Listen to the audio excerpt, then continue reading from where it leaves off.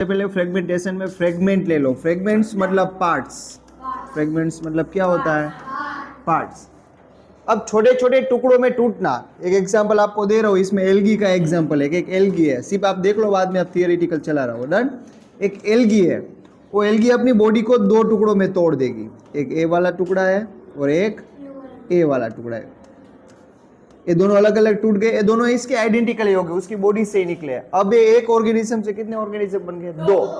और प्रोसेस कैसे होगी? टूट के, फ्रेगमेंट्स बन के, इसलिए इसका नाम क्या रखा? फ्रेगमेंटेशन। समझ में आई ये चीज? चलो चलो, you might have seen slimy green patches. Patches मतलब पता है? धब्बे होना, दाग होना। आपने कभी भी वो स्टेगनेंट वाटर पड़ा हुआ पानी देखो ना, उसमें ग्रीन कलर के पत्थर के ऊपर पैचेस होते हैं, वो क्या होती है? एल्गी होती है। इन पॉन्ड, पॉन्ड पता है ना? इन अदर स्टेगनेंट, स्टेगनेंट मतलब रुका हुआ पानी, स्टेगनेंट मतलब रुका हुआ पानी, स्टिल वाटर, जो बहे नहीं। समझ में आया? Water bodies, these are algaes, उनको क्या बोलते हैं? चलो, water and nutrition are available algae, sorry एक मिनट, चलो, water and nutrition are available, algae grow and multiply rapidly. अगर उसको वाटर मिला और साथ साथ में जितना भी चाहिए उसको एसेंशियल न्यूट्रिशन मिला तो एल्गी ग्रो करने लगेगी। रैपिडली मतलब फास्टली, रैपिडली मतलब क्या? फास्टली। बाय फ्रेगमेंटेशन, कौन सी प्रोसेस से? Fragmentation. And algae break up into two और मोर फ्रेगमेंट्स, फ्रेगमेंट्स मतलब समझ गए ना? पार्ट। तब फ्रेगमेंट और उसको दूसरा पार्ट्स या तो पीस बोल सकते हो आप, grow into new individuals. Figure सामने दी है। This process continue, they cover a large area in short period of time. और ये प्रोसेस चलती जाएगी चलती जाएगी चलती जाएगी, और एक छोटे से पीरियड ऑफ टाइम में वो बहुत ज्यादा एरिया कवर कर लेगी। मतलब आज अपने आप एक छोटा सा पेच, एक छोटी सा दाग देखा हो, तो दूसरे दिन ऐसा भी हो सकता है पूरे पत्थर में वो आ जाए। समझ आया? जितनी भी एसेक्सुअल प्रोसेस हो ना, वो फास्ट प्रोसेस होती है। सेक्सुअल वाली सारी स्लो प्रोसेस होती है। सेक्सुअल में जो बच्चा बनेगा ना, उसको ग्रो होने में टाइम लगेगा, पर एसेक्सुअल का बच्चा जल्दी ग्रो करेगा। वो चीज याद रखना। डन। तो यहाँ ये आपको एक खत्म हुआ। जो ये एग्जाम्पल है ना उस एल की, देखो हम सब ह्यूमंस है ना, हम सब ह्यूमंस है, उसमें भी आप सबके नाम है। मेरा नाम मयूर है, इसका धर्मराज है, कविस है, फला है, डिकना है ना। तो इसमें जो एल्गी का एग्जाम्पल लिया उसका नाम है स्पाइरोजाइरा। क्या नाम है? याद रखना इतना, ओके। स्पाइरोजाइरा एल्गी का एग्जाम्पल लिया है इसमें। करे हुए चालू? चलो, तो आप दो पढ़े, एक बडिंग पढ़े, दूसरा क्या पढ़े? फ्रेगमेंटेशन। थर्ड वाला है स्पोर फॉर्मेशन। चलो, उसको पहले हम रफली थोड़ा सा ऐसे मेरी तरीके से समझ लेते हैं, बाद में उसमें जो बुक में दिया वैसे समझेंगे। डन। चलो, ब्रेड का एग्जांपल पहले ही आ गया है कि ब्रेड के ऊपर पानी डाल के छिड़क के आपने ऐसे रख दिया होगा ना, तो ब्रेड खराब हो जाता है, येलो कलर के पैचेस आ जाते हैं, फंगस लग जाती है। क्या होता है? फंगस। फंगस हमको ऐसे नहीं दिखेगी, पर माइक्रोस्कोप पे देखा ना तो फंगस ऐसी उगी उगी दिखेगी आपको, कैसे धागे जैसा दिखेगा, ये चीज ऐसी दिखेगी। इतना तो पता ही है आपको। तो ये मैच्योर होने के बाद उसके ऊपर एक अंडे जैसा स्ट्रक्चर होता है, उसके अंदर बहुत सारे उसके बीज होते हैं, अंडे होते हैं उसको, हाँ, उसको दूसरा बनाने के लिए। अब वो अंडे, उसको हमने नाम रखा है स्पोर। क्या नाम रखा है? स्पोर। अब प्रोसेस क्या है देख लेना एक बार। एक फंगस है, जब ये मेच्योर होने के बाद अपना क्या करेगी, बहुत ज्यादा स्पोर आएंगे, और ये स्पोर है ना हल्के, हवा से हल्के, तो क्या हो जाएगी, हवा में फ्लोट करेंगे, उठ जाएंगे सारी जगह पे। अगर ये रूम पूरा है तो उसकी सभी जगह पे स्पोर पहले से हो गए। दूसरी चीज, स्पोर है हवा में तो उसको खतरा भी है मरने का, इसलिए हाँ, उसकी मम्मी ने, मतलब पेरेंट ने उसके, या तो मदर नेचर ने उसको क्या किया, हार्ड प्रोटेक्टिव लेयर दी है।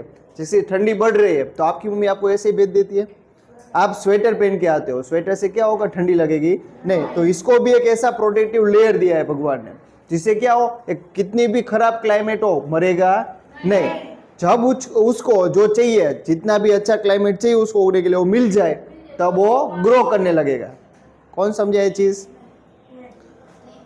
चलो, मतलब अगर ये इलाका है, उसको ये इलाका पसंद आया तो वापस इधर उगने लगेगा। बाद में इधर मैच्योर हुआ, इसने यहाँ से छोड़ा, बाद में दूसरी जगह पे, तो मतलब हवा में ऑलरेडी वो सारी चीजें अवेलेबल है। आपको कभी वो धाधर हुई है? धाधर है ना, रिंग वॉर्म्स बोलते हैं उसको, है ना। वो भी एक टाइप की फंगस है, वो लिविंग थिंग है जो आपकी बॉडी में उग रही है ना, वो लिविंग थिंग है। वो कैसे उग रही है? पसीना वो होता है ना, वैसी जगह पे उगती है, आपको पता हो तो, अंडर आर्म्स में, है ना। क्या होता है, तो हवा में तो है ही, अगर वो बहुत पसीना है तो वो स्पोर आपकी बॉडी के ऊपर बैठ जाएगा, बाद में धीरे धीरे धीरे धीरे मल्टीप्लाई करता जाएगा और फैलता जाएगा।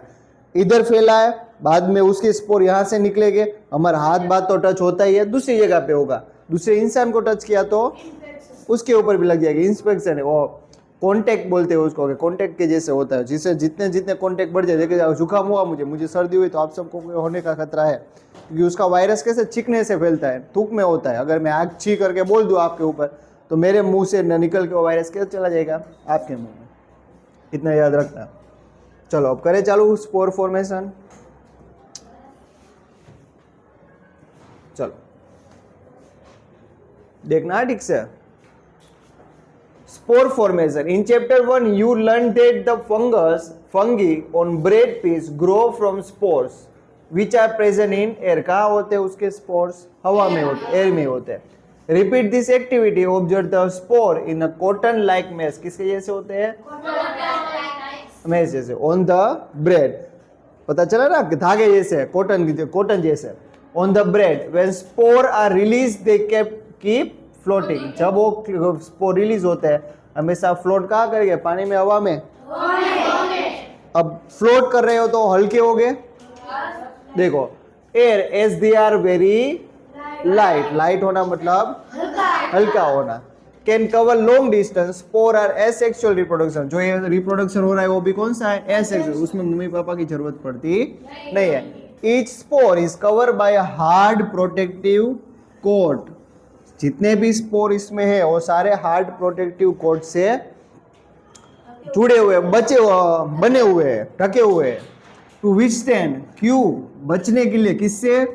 Unfavourable condition. किससे बचने के लिए? अनफेवरेबल कंडीशन मतलब खराब हालात से। सचेस, कैसी अनफेवरेबल कंडीशन? जैसे कि हाई टेम्परेचर, बहुत ज्यादा गर्मी, लो ह्यूमिडिटी मतलब पानी की कमी होना, कुछ भी इसको होगा नहीं। सो क्यों? क्योंकि दे कैन सर्वाइव। सर्वाइव मतलब बचना, जिंदा रहना, for a long period of time under favourable condition. पर जब उसको चाहिए वैसी कंडीशन, अच्छी कंडीशन मिल जाए, तब वो क्या करेंगे? अ स्पोर जर्मिनेट मतलब उगना। जर्मिनेट मतलब क्या? उगना। स्पोर उगने लगेंगे। Develop into a new individuals plant such as moss. अब यहां से ये सारा एग्जाम्पल किसके बारे में लिया है? फंगस के बारे में। साइंटिस्ट लोगों ने ये चीज फाइंड की, दो प्लांट है कि ऐसी चीज स्पोर फॉर्मेशन बॉडी दो प्लांट में भी देखने मिलती है। उन दोनों प्लांट के सिर्फ इधर नाम लिखे। कौन कौन से प्लांट है? Plant such as moss and fern. तो इतना याद रखना, मॉस एंड फर्न एक्स्ट्रा जो प्लांट है वो भी स्पोर फॉर्मेशन करते हैं। फर्न का एग्जाम्पल ऊपर है, इतना पहले टिक कर लो, पढ़ लो, बाद में फर्न का एग्जाम्पल आपको ऊपर समझाता हूँ। टिक कर दो ना सिर्फ। चलो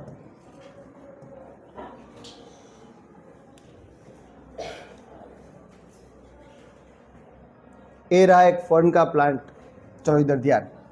ये इसके पत्ते आपको दिखे, किसके लीफ? उसके ऊपर भी देखो ये स्पोर दिख रहे हैं, दिखे आपको?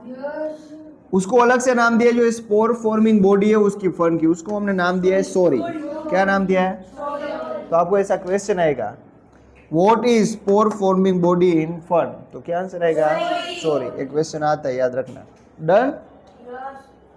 तो यहाँ आपका एसेक्सुअल रिप्रोडक्शन हुआ खत्म। पहले हमने देखा प्लांट के बारे में, उसके बाद हमने देखा ऑर्गेनिज्म के बारे में। अब सेक्सुअल रिप्रोडक्शन है जो उससे बहुत अलग है। आपका 50% चैप्टर खत्म। समझ में आया? तो यहाँ ये लेक्चर अब और कर